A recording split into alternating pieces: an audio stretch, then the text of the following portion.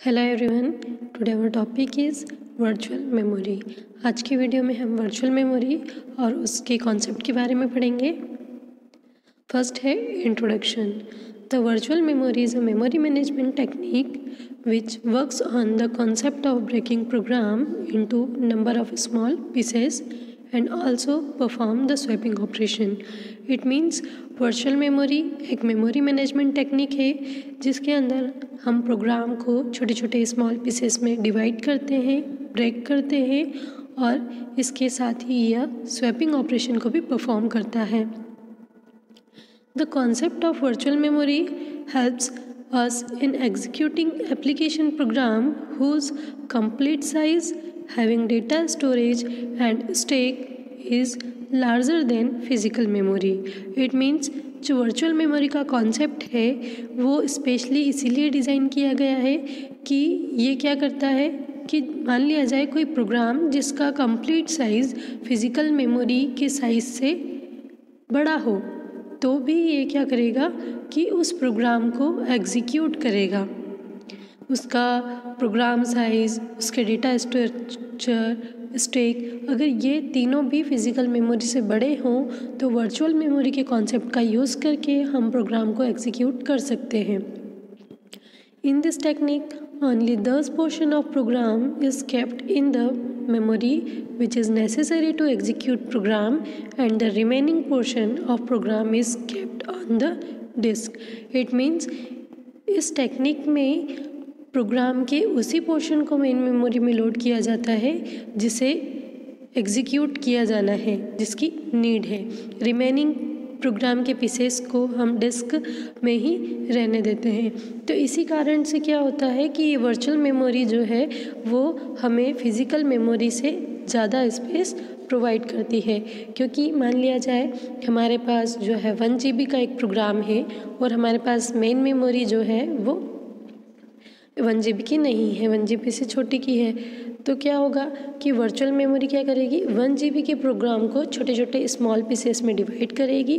अब उस प्रोग्राम के जिस पोर्शन की हमें एग्जीक्यूट करने के लिए नीड है सिर्फ उसे ही मेन मेमोरी में लोड करेगी। इसके साथ में मान लिया जाए उस पोर्शन का काम हो चुका है, उसका एग्जीक्यूशन हो चुका है, तो फिर उस पेज को वापस से सेकेंडरी स्टोरेज में भेज देती है। तो इस तरीके से जो है हम क्या कर सकते हैं कि प्रोग्राम का कंप्लीट साइज़ अगर फिज़िकल मेमोरी से ज़्यादा भी है तो भी वो क्या होगा, एग्जीक्यूट होगा। Advantage of virtual memory. In virtual memory scheme, programmers get impression of having large memory than physical memory. Hence, they are not worried about keeping their program into small physical memory. It means virtual memory में programmer को ये लगता है कि उसके पास बहुत ज़्यादा बड़ी मेमोरी है।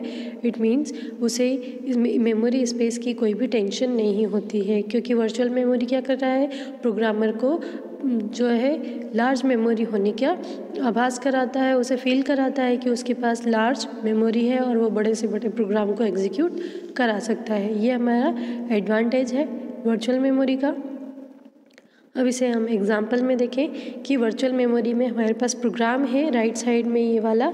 इसमें क्या किया, प्रोग्राम को छोटे छोटे पार्ट पीसेस में डिवाइड कर लिया और उन पीसेस को हमने नाम क्या दिया है, पेज। तो पेज 0, पेज 1, पेज 2 से लेकर पेज n तक। यहाँ पर हमारे पास में जो है फिज़िकल मेमोरी है और वर्चुअल मेमोरी और फिज़िकल मेमोरी के बीच में मेमोरी मैपिंग हो रही है। और कुछ प्रोग्राम्स कहाँ पर रहते हैं, वो रहते हैं डिस्क में, सेकेंडरी स्टोरेज डिस्क में। जिन पेजेस की हमें नीड होती है एग्जीक्यूट करने के लिए सिर्फ उन्हीं पेजेस को मेन मेमोरी में लोड कर दिया जाता है। Remaining pages secondary storage device में ही स्टोर रहते हैं। नेक्स्ट है demand paging. A demand paging system is similar to a paging system with swapping. It means demand paging भी एक पेजिंग सिस्टम के जैसा ही है, लेकिन डिमांड पेजिंग में स्वैपिंग भी इंक्लूड हो जाती है। Process reside in secondary memory. When we want to execute a process, we swap it into memory. In spite of swapping the entire process into a memory, we use a lazy swapper. It means demand paging जो है paging जैसा है, लेकिन इसमें एक और चीज़ क्या include हो गई, स्वैपिंग की इंक्लूड हो गई। अब क्या होगा, प्रोसेस जो है वो कहाँ पर रहती है, वो सेकेंडरी स्टोरेज में रहती है। जब भी हमें उस प्रोसेस को एग्जीक्यूट करना है तो उस प्रोसेस को हम क्या करेंगे, मेन मेमोरी में पहले लोड करेंगे, देन एग्जीक्यूट करेंगे। अब किसी भी प्रोसेस को एग्जीक्यूट करने के लिए उस पूरी प्रोसेस को मेन मेमोरी में लोड नहीं किया जाता है। इसके लिए हम क्या करते हैं, लेजी स्वैपर का यूज़ करते हैं। Lazy swapper never swap a page into a memory unless that page will be needed. मतलब लेजी स्वैपर जो है कभी भी उन पेजों को मेन मेमोरी में लोड नहीं करता है जिनकी हमें नीड नहीं है। ठीक है, तो ये लेजी स्वैपर क्या करेगा, सिर्फ उन्हीं पेज को मेन मेमोरी में लोड करेगा जिन्हें एग्जीक्यूट किया जाना है। A swapper manipulate entire process whereas a pager is concerned with individual pages of a process. It means lazy swapper क्या करता है, लेजी स्वेपर पूरी प्रोसेस को मैनिपुलेट करता है। ठीक है, लेकिन जो पेजर है वो एक सिर्फ किसी इंडिविजुअल पेज के साथ में होता है। इट मीन्स क्या डिफरेंस क्या हो गया कि लेजी स्वेपर क्या करेगा, वो पूरी प्रोसेस के लिए है और जो पेजर है वो सिर्फ एक सिंगल पेज के लिए है। अब जब डिमांड पेजिंग की जाती है तो उसके लिए कुछ हार्डवेयर सपोर्ट की नीड होती है। तो यहाँ पर हम देखेंगे कि किन किन हार्डवेयर सपोर्ट की नीड होती है। The hardware to support demand paging is similar to hardware for paging and swapping. It means जिन हार्डवेयर की हेल्प से हम पेजिंग और स्वैपिंग करते हैं उन्हीं हार्डवेयर की सपोर्ट की ज़रूरत हमें डिमांड पेजिंग में पड़ती है। फर्स्ट है page table. This table has the ability to mark an entry invalid through a valid invalid bit और special value of protection bit. It means जो पेज टेबल है वो क्या करेगा, इनवैलिड एंट्री को भी रखता है। वो कैसे रखेगा, एक वैलिड इनवैलिड बिट के थ्रू या एक स्पेशल वैल्यू जो कि प्रोटेक्शन बिट होती है उसके थ्रू बताता है कि ये पेज वैलिड है, ये इनवैलिड है, और इसके लिए ये वैलिड इनवैलिड बिट का यूज़ करता है। सेकेंड है secondary memory. This memory hold 10 pages not in main memory. It means secondary pages उन पेजेस को होल्ड करके रखता है जो कि मेन मेमोरी में नहीं है। The secondary memory is usually high speed disk. It is known as the swap device and the section of disk used for purpose is known as swap space और backing store. It means secondary storage जो कि क्या कर रहा है कि high speed की disc है, इसीलिए हम क्या कहते हैं, इसको स्वैप डिवाइस कहते हैं। अब जैसे हमें वर्चुअल मेमोरी में स्वैपिंग की नीड होती है, ठीक है, तो वो वाला सेक्शन जो कि सेकेंडरी स्टोरेज में स्वैपिंग के लिए यूज़ किया जाता है उसे हम स्वैप स्पेस या फिर बैकिंग स्टोर भी कहते हैं। With the scheme, we need some form of hardware support to distinguish between 10 pages that are in memory and 10 pages that are on the disk. यहाँ पर जैसे कुछ पेजेस क्या है मेन मेमोरी में लोड है और कुछ जो है वो डिस्क में लोड है।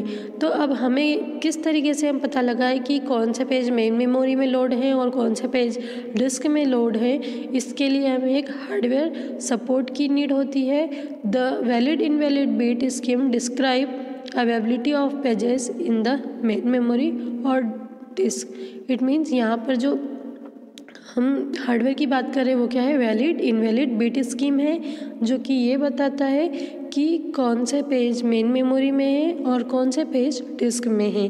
This time when this bit is set to valid, this value indicate that the associate page is both legal and in memory. If the bit is set to invalid, this value indicate that the page is either not valid or is valid but is currently on the disk. It means जैसे कि हम invalid और valid bit का use कर रहे हैं, तो जब हम valid bit को सेट करते हैं तो ये वैल्यू इंडिकेट करते हैं कि ये जो एसोसिएट पेज है वो लीगल भी है और मेन मेमोरी में लोड भी है। अगर ये बिट जो है वो इनवैलिड सेट कर दी जाती है तो ये वैल्यू इंडिकेट करती है कि या तो पेज क्या है, वैलिड नहीं है, या तो वो वैलिड है लेकिन कहाँ पर है, डिस्क में है।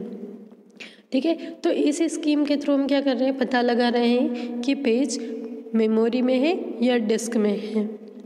अब जैसे यहाँ पर डायग्राम हम देखें तो ये हमारा लॉजिकल मेमोरी है, फिर पेज टेबल है, फिज़िकल मेमोरी और डिस्क है।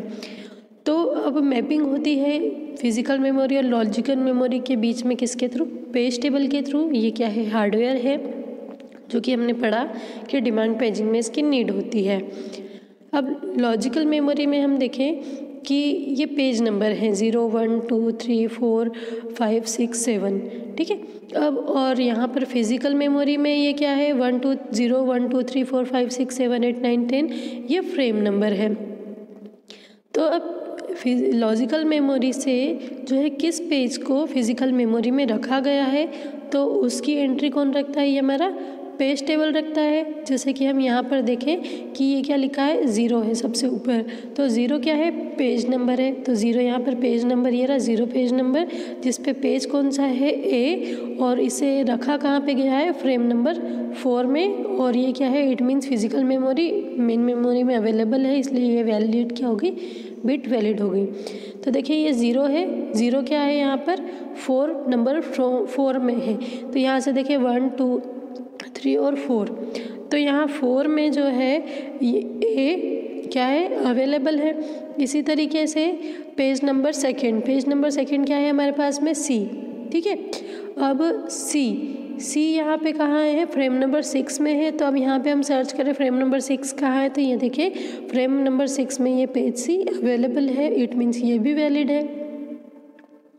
अब नेक्स्ट है जो है हमारी पेज नंबर 5 ये रहा, और कौन सा है ये पेज, कौन सा है, F, तो यहाँ पर हम 5 में देखेंगे तो ये कौन सी वाली फ्रेम में है पेज नंबर 5, तो 9 नंबर की फ्रेम में है, तो यहाँ 9 नंबर की फ्रेम देखें तो यहाँ पर F अवेलेबल है।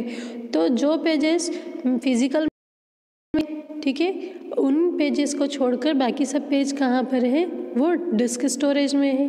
तो इस तरीके से क्या हुआ, लॉजिकल मेमोरी और फिज़िकल मेमोरी के बीच में पेज टेबल का यूज़ करके मैपिंग की गई है। अब हम देखते हैं कि पेज फॉल्ट क्या होता है।